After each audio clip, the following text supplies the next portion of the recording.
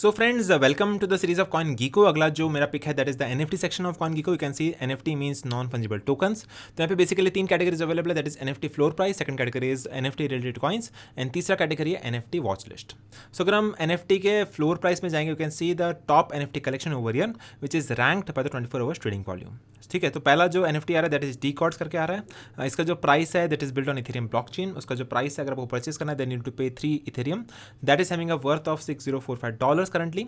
इसका भी price appreciate depreciate होता है daily basis based on the demand and supply over year.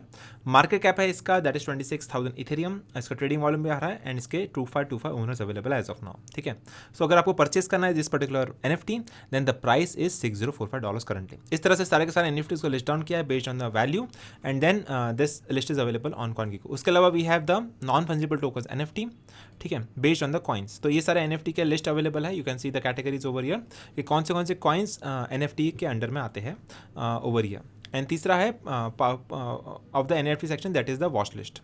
ठीक है, सो वॉच लिस्ट में आपको जाने के लिए आपको साइन अप करना पड़ेगा, then you can see the watch list of NFT as well. So this was the NFT section of CoinGecko.com।